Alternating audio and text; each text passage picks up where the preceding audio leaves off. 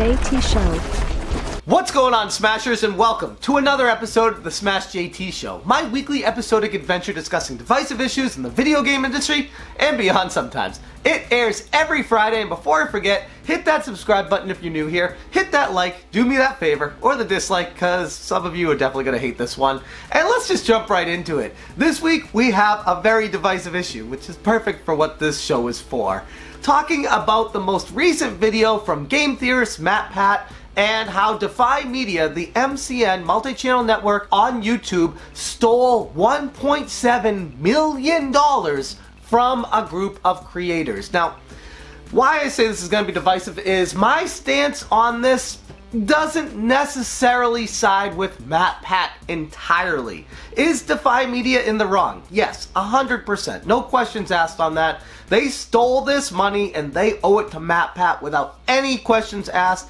The money comes from YouTube, gets filtered through the MCNs, and then should be paid off to the creators. And in this case, because they went belly up, they didn't pay out like they should have, and there's a lot more details to it. Strongly recommend watching his video. I'll put the link to it below if you haven't already. He does a really good job explaining what MCNs are for those of you who are not familiar.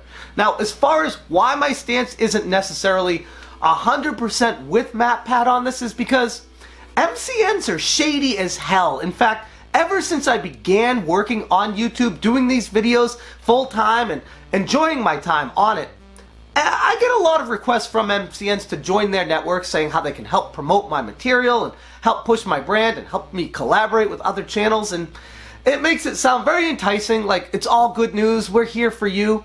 But the problem is, you're too small. As a creator having less than, this day and age, under 1 million subscribers, these MCNs aren't going to do anything for you. It's physically impossible to put a human being to care on individual channel levels and help them out and grow them. They're just taking money from these channels and not really giving any benefits to them. MatPat goes on to explain in his video that the major reasons for MCN originally was so that you could get advertisements on your videos. And as that kind of progressed through YouTube, you didn't need to go through an MCN to get an advertisement on your video. The next big use for an MCN was copyright claim protection. They would help fight copyright claims against your videos, like people trying to say that you used something of theirs even though you didn't, and they're claiming the revenue from your videos. Then there would be a good reason to have an MCN on your side. But again, as a smaller channel, that's completely unnecessary because most of the time your videos aren't going to get into the algorithm and blow up to be worth anything anyways. But even if they did, there's a give and take on MCNs, and if they'd even be able to help you on that regardless, being such a small channel. Now, because of that, I've never put any faith in MCNs, and I look at them as a Ponzi scheme, as a mafia, as cliques. The people are so stuck in their own worlds that they don't know how to look past the blinders that the MCNs put on them, so that they limit themselves and their audience on who they're able to interact with. Who they become friends with are just the people that join their network, and everybody else is left to figure it out on their own because they're not part of these networks, and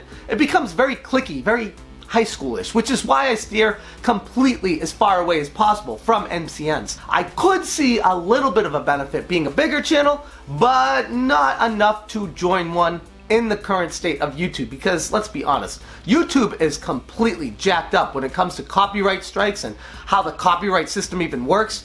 MCNs can help, but only to a certain extent. They're not guaranteed to get rid of copyright strikes. They can only try to use their influence and push them as far as they can and hopefully help, not definitely help. But even still, they're taking money regardless, and it's a pretty big chunk of change that they take for something that they may or may not be able to help with. So just the idea of an MCN in general doesn't make a lot of sense to me to begin with, and that is the premise for why I'm not entirely, we'll say, feeling terrible for MatPat in the situation that he is in, along with a lot of other people, because they signed a contract with this MCN knowing full well what they signed up for. And yes, this MCN took full advantage of them and stole their money, but they didn't leave themselves any outs. They didn't give themselves any reason to get that money back or give themselves any kind of power to fight it. They literally are just giving themselves to this MCN and saying, hey,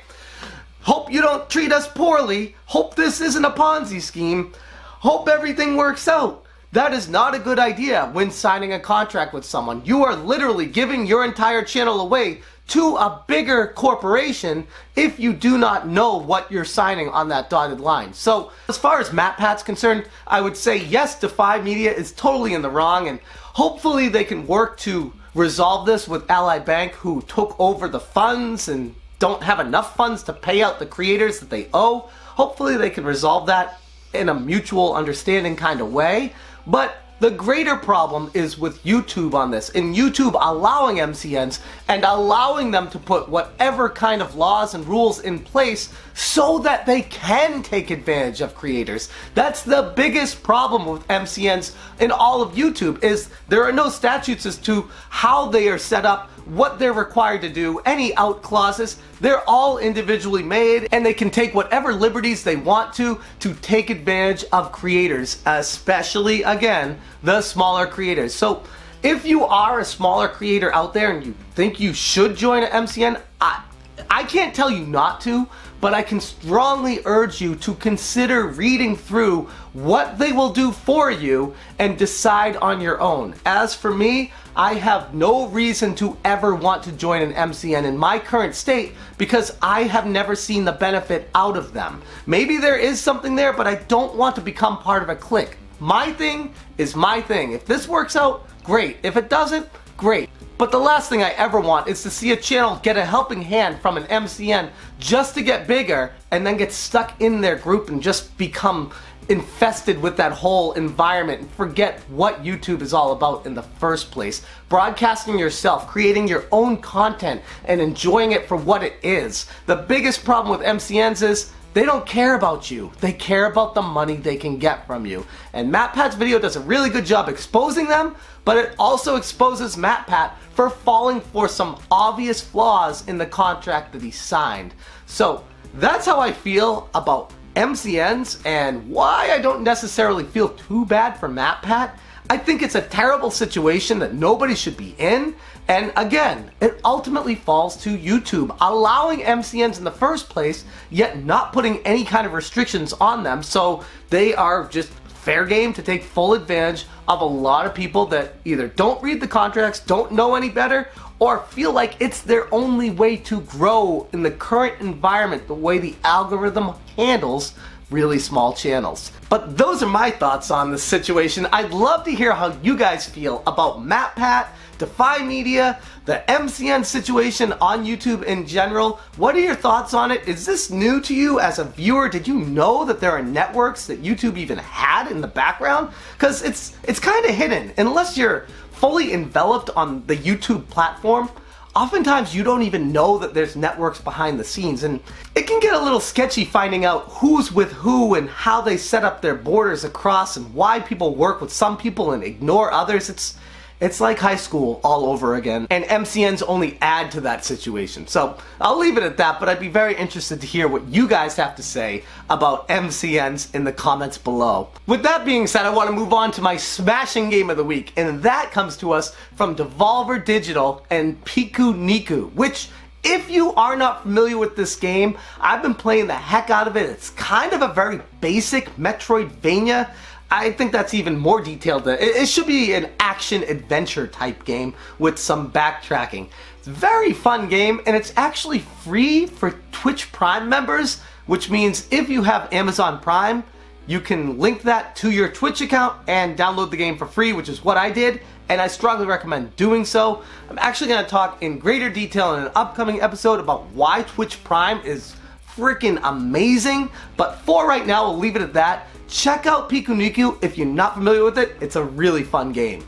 And that's where I'm going to leave this week's episode. Again, I want to say a special thank you to all the Patreons who help support this channel on a monthly basis. Without your pledge, like I said before, I'd still be doing this, but I really appreciate the support. It means the absolute world to me. If anybody out there is interested in joining them for as little as $1 per month, I'll put a link right there on the screen. If you haven't already, hit that subscribe button. And again, this goes out every Friday, the Smash JT show. And yes, I put out a ton of other videos throughout the week. And if you missed last week's Smash JT episode, I'll put it on the screen right there. That's all I got for you guys today. Thank you so much for watching, and as always, you stay smashing.